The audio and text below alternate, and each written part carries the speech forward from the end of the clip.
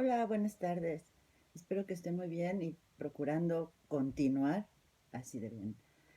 Fíjense que les voy a platicar el día de hoy sobre el suelo de conservación en la Ciudad de México en relación con un libro del que yo les había hablado, que es este libro. Yo les había dicho que trataba el tema del agua, pues no me equivoqué porque no nada más habla del agua, sino que habla en general de las zonas de conservación en la Ciudad de México y bueno, tiene por supuesto mucho que ver con nuestro problema prototípico, pero va más allá de él. Comienza, bueno, datos interesantes, es un libro que publicó el gobierno de la Ciudad de México, concretamente enfocada desde la Secretaría del Medio Ambiente. Aquí vemos, vean nada más que belleza, el Paseo de la Viga. Entonces, curiosamente, este texto se publica cuando la doctora Claudia Sheinbaum era la secretaria del Medio Ambiente de la ciudad. No sé en realidad si aún se consiga. Y en realidad el libro es un libro de imágenes, pero tiene también una muy buena cantidad de información. Para hablarnos de esta situación del suelo de conservación en la Ciudad de México, el libro comienza, se remonta a la historia, pues, y aunque ya lo hemos visto en procesos de industrialización, algunos aspectos históricos, sí me pareció importante retomar algunas cuestiones. Primero, el hecho de que la cuenca del Valle de México, que aquí vemos, lo que vemos aquí es el Paseo de la Reforma, la cuenca del Valle de México es la zona, una de las zonas del mundo que ha estado más densamente poblada por más larga cantidad de años. Es decir, es una zona saturada de población durante millones de años.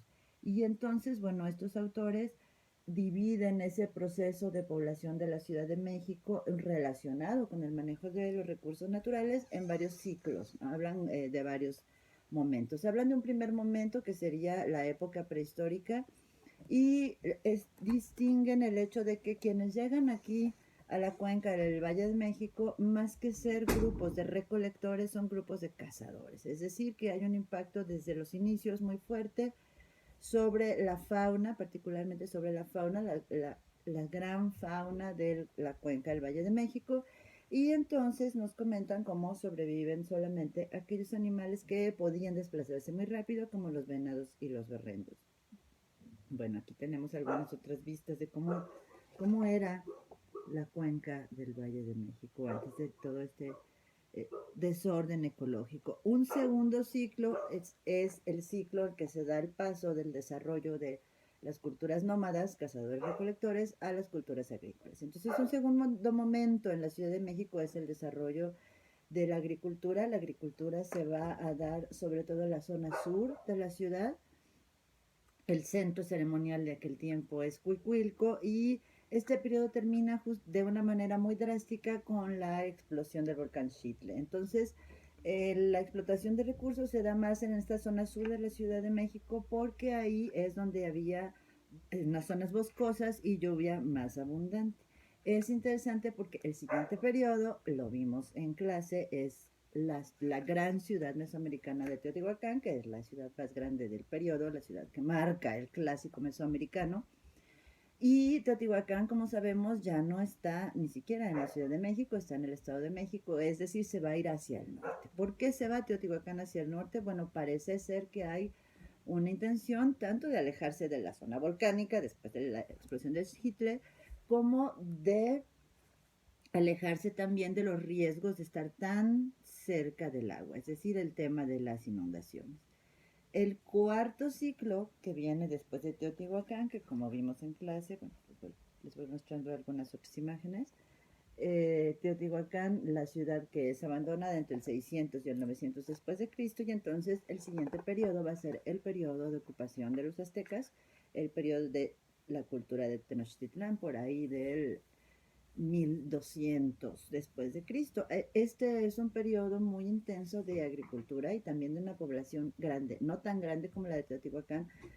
Eh, y entonces algo que destacan estos autores es que tanto Teotihuacán como más adelante Tenochtitlán, al ser ciudades de concentración poblacional, de actividad productiva, incluso de explotación de recursos, recordemos que Teotihuacán vivía en gran medida de la obsidiana y de las arcillas para producir cerámica, pues son ciudades que empiezan a devastar sus propios recursos y que tienen una población mucho más grande de la que pueden alimentar con lo que ahí mismo se produce. Es decir, tienen necesidad de pedir hacia afuera y entonces encontramos una justificación, digamos, social o ecológica para el cobro de tributos que hacían, sobre todo los aztecas. Entonces este es el último periodo. Como sabemos, Tenochtitlan es una ciudad levantada sobre el agua con este invento maravilloso del cultivo en las chinampas, que sí lo ponen los autores como un método mucho más amigable con la naturaleza, mucho más humano, y bueno, pues es una agricultura sustentable totalmente. Tenemos entonces después, por supuesto, el periodo de la conquista, y lo que describen estos autores es la transformación de una ciudad de agua a una ciudad de tierra.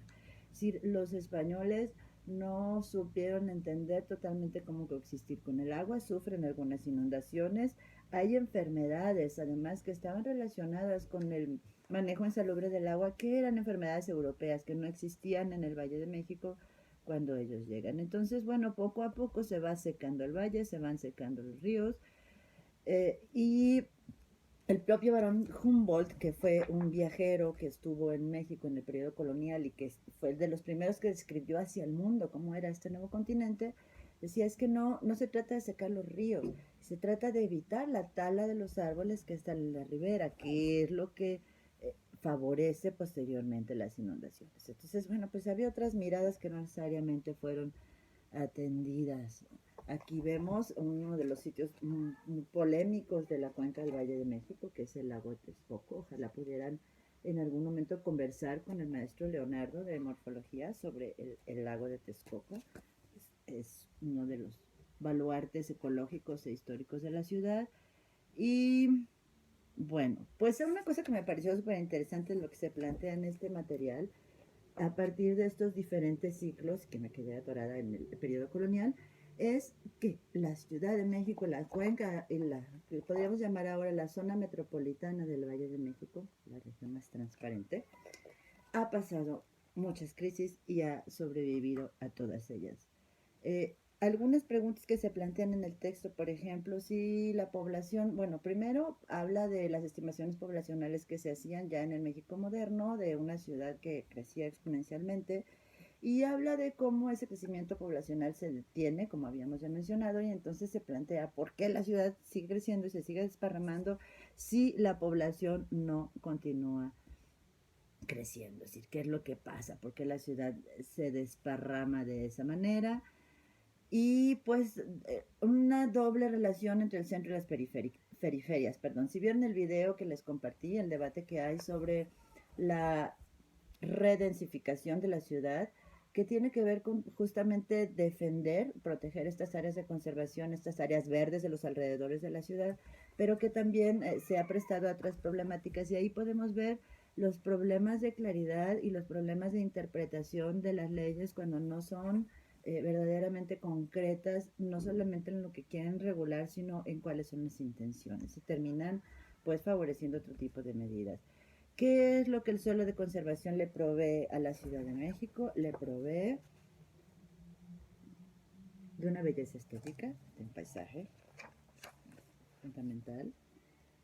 Le provee de alimentos, son zonas todavía de producción agrícola muy importante.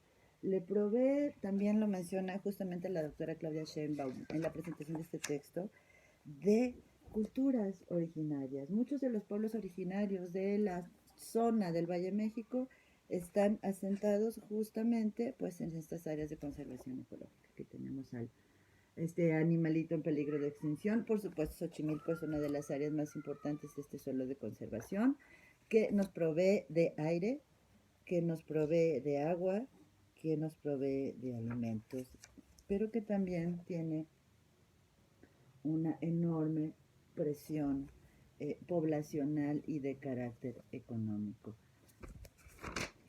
Vean qué más anoté por acá en mi guión. Bueno, pues para terminar un poquito, ¿cuáles han sido históricamente o en la actualidad estas zonas súper importantes de conservación ecológica en nuestra ciudad? El Canal de la Viga. Es muy impresionante la foto que les mostré del Canal de la Viga. viene acompañada de una descripción de una irlandesa que estuvo en México, y la descripción que hace es como si fuera Venecia. Es impresionante no solo ver las imágenes, sino cómo percibían un lugar tan hermoso, ese canal de la Viga de la Ciudad de México, las serranías de la Jusco y de Milpa Alta. Por ahí aparecieron algunas imágenes, son también, este es Texcoco, son también de nuestros tesoros. Por supuesto, Xochimilco.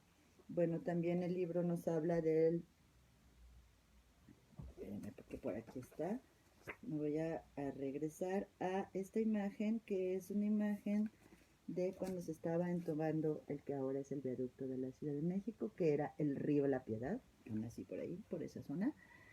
Y habla claramente el texto, pues, de que en aquel momento se ignoraban cuáles podrían ser las consecuencias. Otro pulmón, otra zona muy importante de la ciudad, la Alameda Central, no está en las periferias, pero también ha sido históricamente un área ecológica fundamental. El Ajusco, el lago Nahuelcarrillo, el lago de Texcoco, el volcán Popocatépetl, los bosques de San Lorenzo, Acopilco, miren, por ahí aparecen.